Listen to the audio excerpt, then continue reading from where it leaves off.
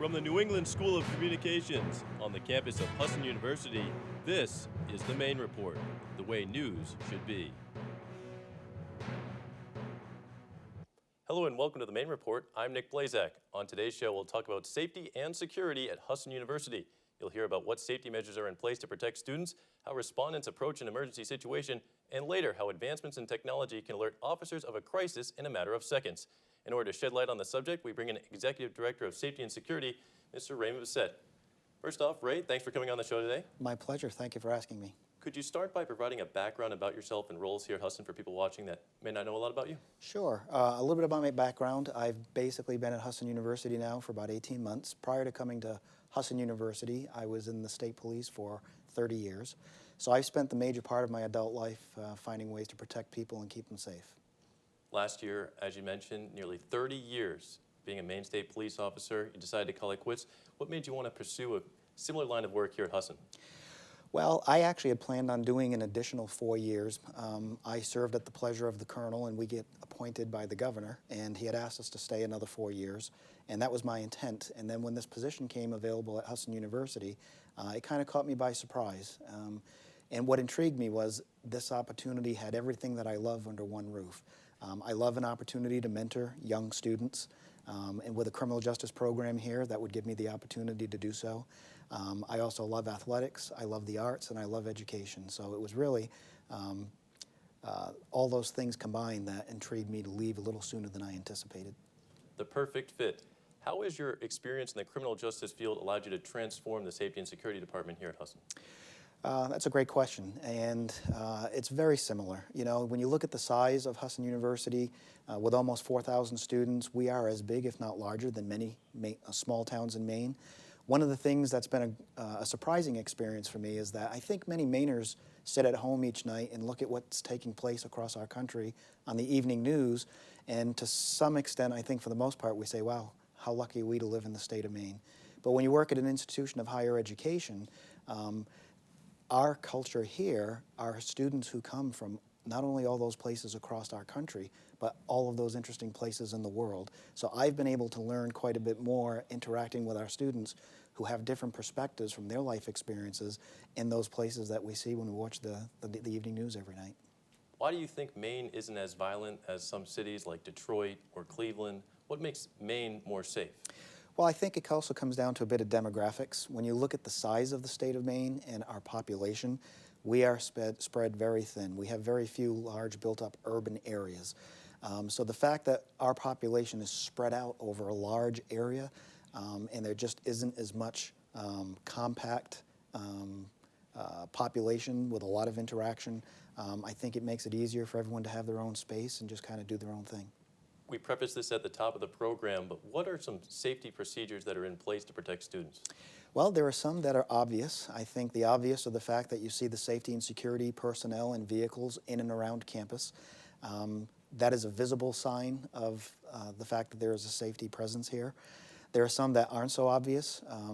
In regards to this year, we have a new comprehensive emergency response plan.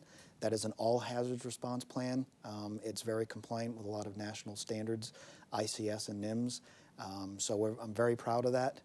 The plan is a plan of action rather than just a voluminous document that has a bunch of information in it that no one will probably ever read.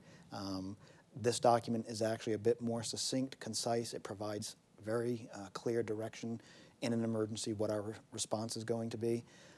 As a sub-part of that, I know that we can't take an emergency plan and cover the entire university like a warm blanket and expect it's going to work well for the entire university.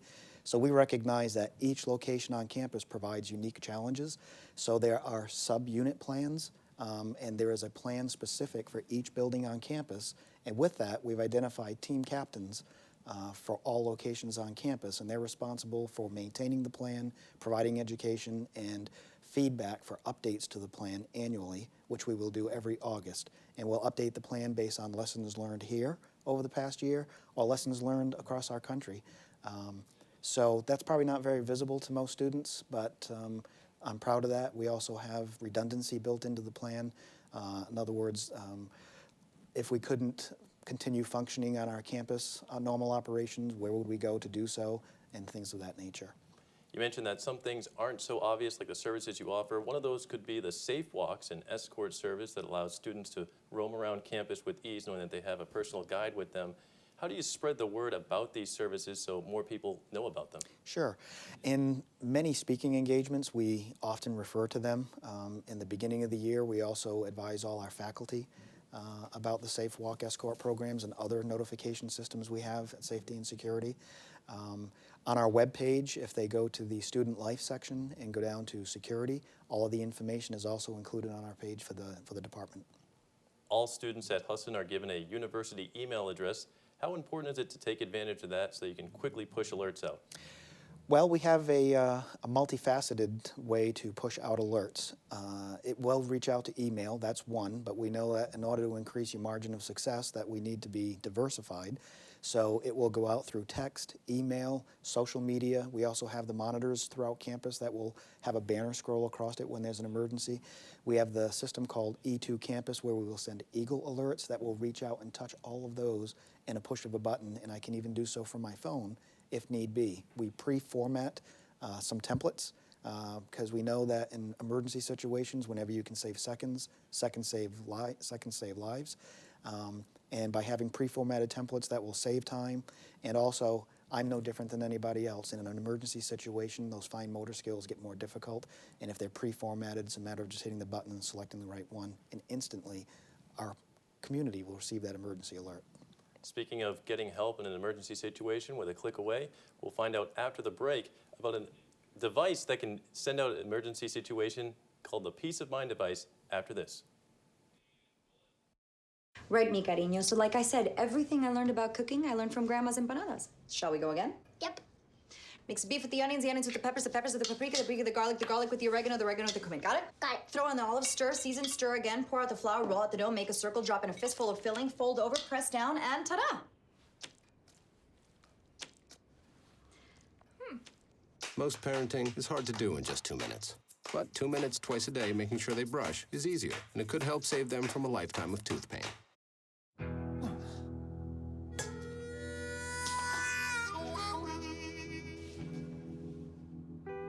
Get caught buzz driving, and you could do some hard time. Craig, knock it off. Sorry, Mom. It could cost you around $10,000 in fines, legal fees, and increased insurance rates. And that could set you back a few years. Buzzed, busted, and broke. Because buzz driving is drunk driving.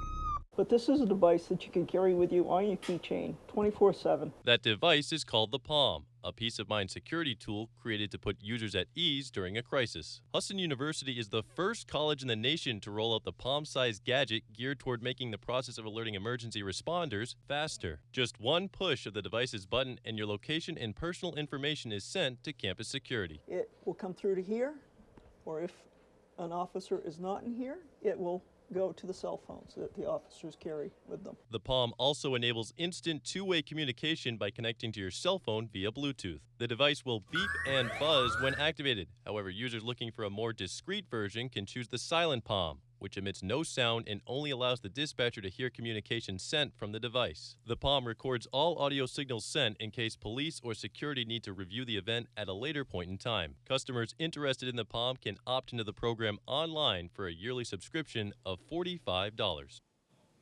Welcome back to the Maine Report. I'm your host, Nick Blaszczak, as we continue our conversation with Executive Director of Safety and Security, Raymond Bessette.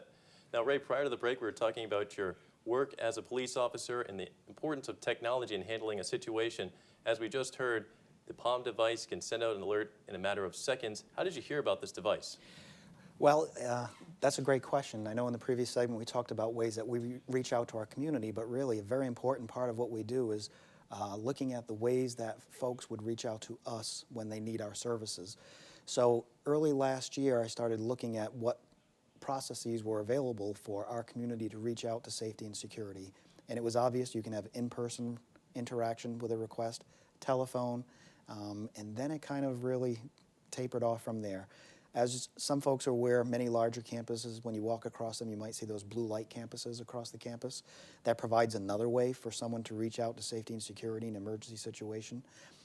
So I started exploring different options that might be available. We know technology changes very fast. And the Vice President of Administrative Services, Mr. Craig Hadley, had received communication from one of his former colleagues at Columbia University about this product and asked me if I had an interest in looking into it. And when I did, I was really intrigued, and I thought that this product addressed a gap that currently exists in a way that people would reach out to us. And when it was first rolled out, first implemented, were there any bugs or issues that have led to feedback and future improvements? Another good question. When it was first rolled out, because it's technology, and we know that with technology it's not a matter of if, but when things are going to misfire, and it was a new company, we thought it would be best to do a beta test before we decided to commit. So for 4 months last year, we took a diverse group of 30 members of our community, provided them the device, some education, and had them test the device for that 4-month period. And we were quite impressed that it did exactly what the vendor said it was going to do. We didn't have any reports of activations that did not go through. So with that, we decided to make a more long-term commitment, and we felt it would work real well in our community. Now that it's fully been implemented, on average during the school year, how many alerts do you receive on a monthly basis? On a monthly basis, we probably receive quite a few. So far, most of them have been inadvertent alerts, or someone who is reconnecting the device to a new device. But that's okay, because the more we use it, regardless of the circumstances, we want to make sure that it's ready and available when a real emergency happens. So we use it, folks have been using it when they're locked out of their room. Whenever they need to contact us, I'm okay with them using the device. How much of a relief do you think it provides parents that are generally concerned for the well-being of their child? Another great question. We believe that the company named the product so appropriately because peace of mind is exactly what it provides. I often say that in security there are two things to consider: your sense of security and your actual security. The actual security you hope you never really need, but your sense of security is something you need every day. And I think knowing that that is there and it's available should they need it in an emergency does just what they say. It provides that peace of mind. Moving forward, what do you think the outreach potential for this device will be? I really believe that this has great opportunity for growth. I'm proud to say that we're certainly the first ones in the state of Maine to deploy this device. I know that folks who have used it, even in situations where it's been inadvertent, even knowing what its capabilities are, the fact just last week we had a student who was shopping at the Maine Mall down in Westbrook inadvertently activate their device, and we got the alert. We could see their location on the screen in dispatch, and the device, when it's not on campus, will automatically go to 911, which it did. So Westbrook received that phone call, but we reached out to the student to make sure that things were okay, and they were quite impressed to see that we could tell that they were at the Maine Mall, and no matter where they are, when they push that button, we will get that information. At the start of the next school year, Husson is hoping to complete new townhouses, a new form of residency here on campus. What will that mean, the development for safety and security? We've been quite involved in those meetings, and I'm pleased that the architects and the engineers have allowed us to participate. So everything from lighting of walkways, because it's a further distance away than the existing residence halls, we're making sure that those are up to standards. Video cameras to provide protection and surveillance in the parking lot areas. Everything from that to heights of first floor windows. We've been involved in the process the whole way. So, and the new townhouses really is going to provide a different style of living, where safety and security, unlike in the residence halls, those are really going to be more like homes for people. So we just need to make sure that we have a presence in the area and that we're available on the perimeter if folks ever need us for anything. Finally, Ray, you peer all around campus, you go to sporting events, extracurricular activities, and would you say that not only are you doing your job, but you're also interacting and getting to know the community of Husson? Yes, and that's something that's near and dear to my heart. I inferred earlier about some of the things that we see going on across our country, and I think if we were to look at a root cause, in many of those circumstances, I see where departments have lost connection with their community. And I know in my heart that if the only time we come to folks is when they've done something wrong or I need something from them, that's an equation for disaster. So it's really becoming part of the community that's the key to our success. All right, Ray, thank you for conducting this interview with me, taking time out of your day. Thank you very much, Nick. He is Executive Director of Safety and Security, Ray Bessette. We'd like to thank you for watching this episode of the Maine Report. For everyone working hard behind the scenes, I'm Nick Blaszczak. Have a great night, everyone.